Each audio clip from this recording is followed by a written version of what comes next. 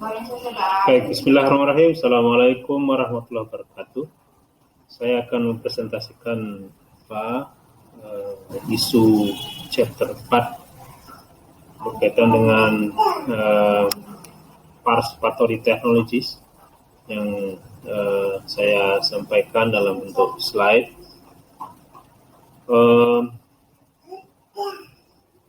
Dalam chapter 4 di sub judul ketiga yang tadi saya sebutkan participatory technologies, teknologi partisipatori, di mana di sana dijelaskan tentang adanya struktur baru partisipasi politik di Eropa, di mana di sana di Eropa terjadi krisis representasi politik tradisional, yang mana digambarkan bahwa pemilu tidak mengakhiri kebuntuan tersebut, ya. Kebuntuan makna di situ adalah representasi politik tadi.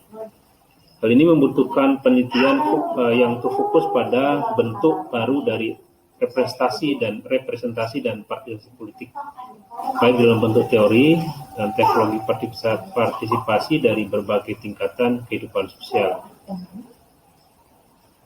Mekanisme musyawarah mufakat kampanye dari bawah membutuhkan mekanisme baru untuk menerjemahkan kepentingan sosial atau orientasi nilai dalam keputusan politik yang dibangun.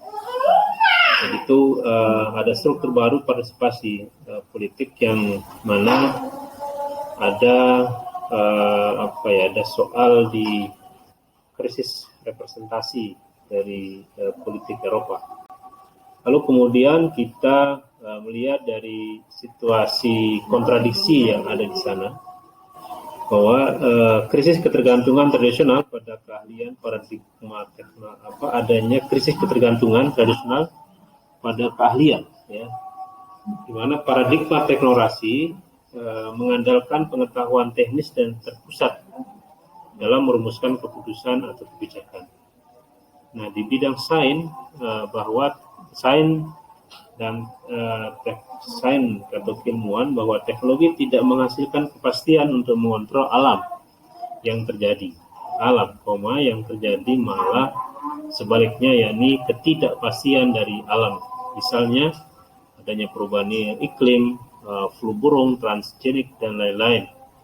Kondisi ini semakin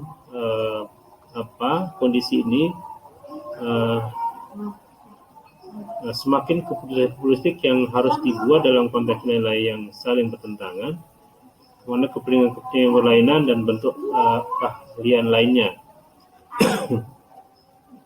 Nah, ketidakpastian ini tidak bisa diselesaikan melalui basis ilmu pengetahuan berbasis tradisional, maka diperlukan diskusi atau forum baru dan teknologi partisipasi yang baru untuk mengatasinya.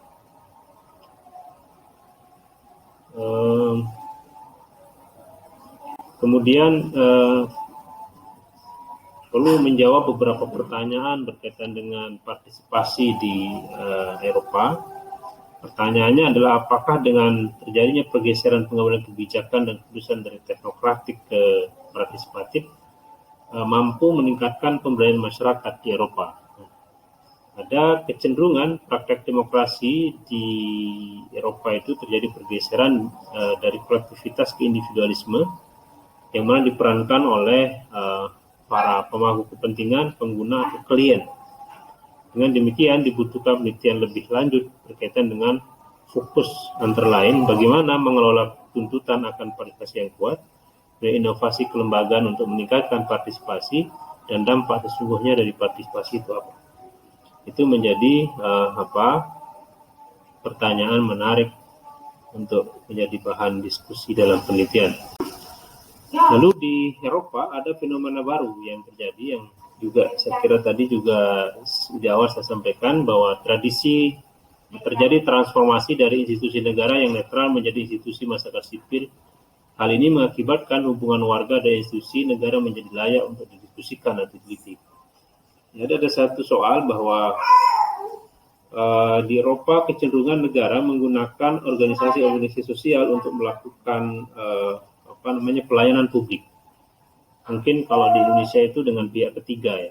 Jadi itu lebih banyak menggunakan pihak-pihak ketiga dalam rangka melakukan pelayanan publik. Nah, ini menjadi sesuatu yang perlu diperhitungkan atau perlu diteliti.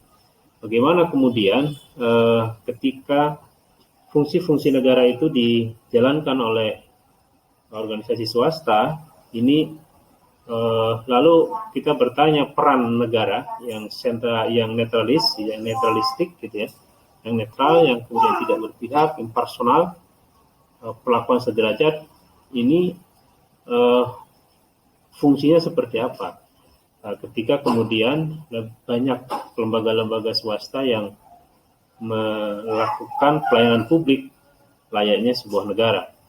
Nah, ini menjadi soal di mana kita tahu bahwa swasta tentu dia akan mengedepankan soal keuntungan daripada soal pelayanan masyarakat.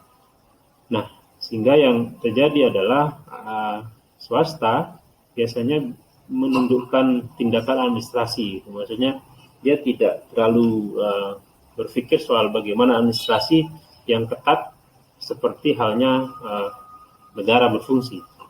Nah, berbicara partisipasi dalam konteks ini menjadi ambigu karena bagaimana kemudian partisipasi dikelola oleh organisasi swasta. Kalau misalnya masyarakat melalui organisasi swasta lalu kemudian dia bertanya tentang berdiskusi tentang bagaimana negara, ya tentu ini menjadi agak ambigu gitu. Nah, bicara presiden dalam konteks ini menjadi ambigu karena bagaimana mungkin partisipasi dikelola oleh organisasi swasta. Nah, partisipasi dalam konteks sosial politik, ekonomi, fenomena rendahnya ketergantungan terhadap negara jadi fokus penelitian dan harus dipelajari berdasarkan kasus per kasus.